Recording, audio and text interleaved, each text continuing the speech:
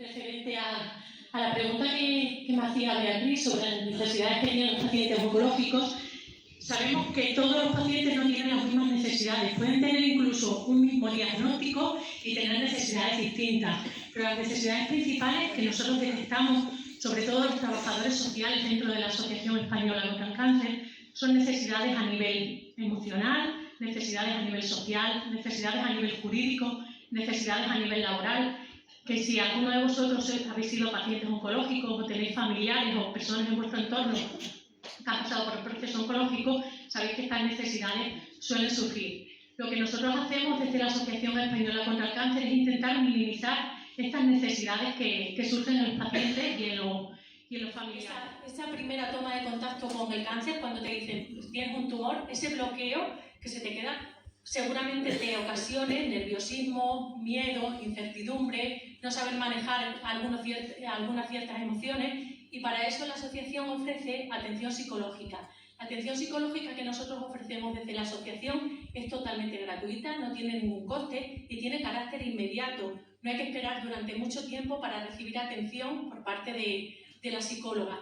No es solamente una atención que se centra en la atención que sea presencial en la sede de Plasencia o en la sede de Cáceres o en la sede de Navalmoral o en la sede de Coria, porque tenemos presencia tanto en todos los hospitales de referencia de la comarca como en las diferentes ciudades. Lo que hacemos es hurgar un poco los trabajadores sociales y detectar esas necesidades, detectar qué es lo que le está pasando al paciente y en qué podemos nosotros ayudarlo para mejorar esa calidad de vida durante todo su proceso oncológico.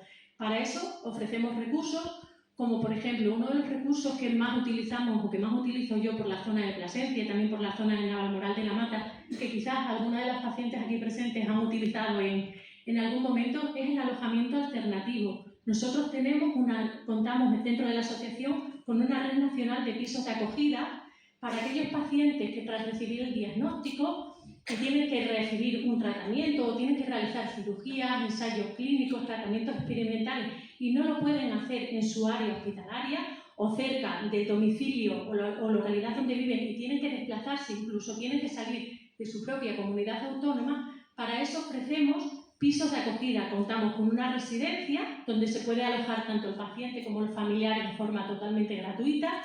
Y también, si no tenemos sitio en la residencia, porque hay muchísima demanda, sobre todo en ciudades más grandes como son Madrid, Barcelona, Sevilla, Salamanca, donde hacemos más derivaciones, tenemos convenios con hoteles y hostales para que tanto los familiares como el paciente se puedan alojar sin ningún tipo de problema. Del 7º mes de mi segunda hija, cuando sentí un dolor agudo en el lado derecho del abdomen.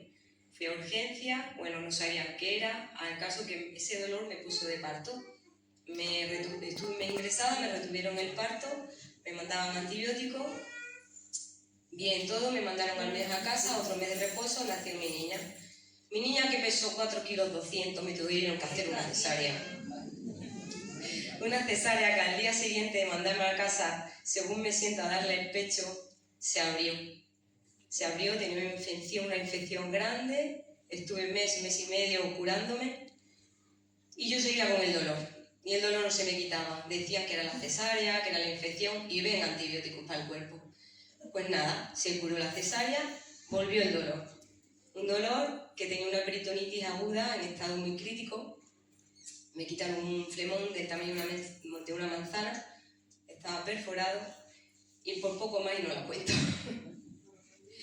Bueno, pues cuando todo pasó, me llamaron que tenía que ir al mes a la revisión y ahí fue cuando me dijeron: tienes un tumor, hay que volver a operar, tienes un tumor maligno en estadio 3B. Lo que te quitamos no era un flemón, era un tumor. Bueno, entonces a la consulta íbamos mi marido y yo y mi chiquitina de 4 meses. Nos miramos a los ojos y nos quedamos petrificados por unos segundos.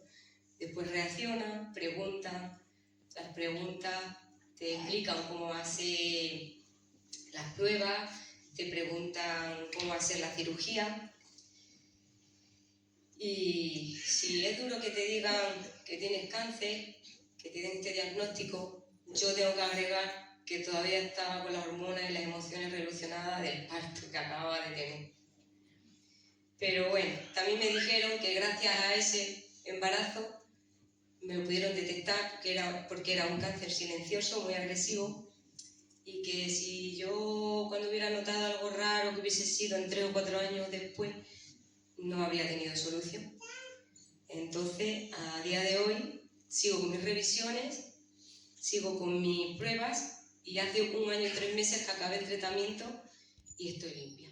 Primero lo tuvo mi abuelo, luego una de mis tías y mi madre que sufrió un cáncer de pecho hace 17 años. Y por eso, perdón.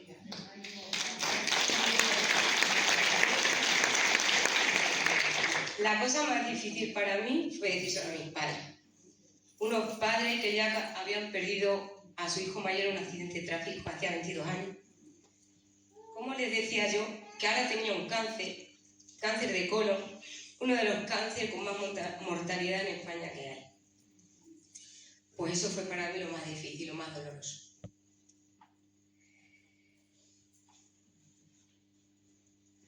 El cáncer no solo afecta a los pacientes, también afecta a los familiares.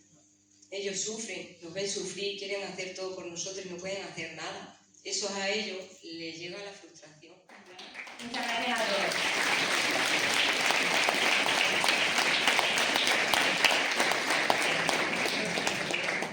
Esa medalla se la daba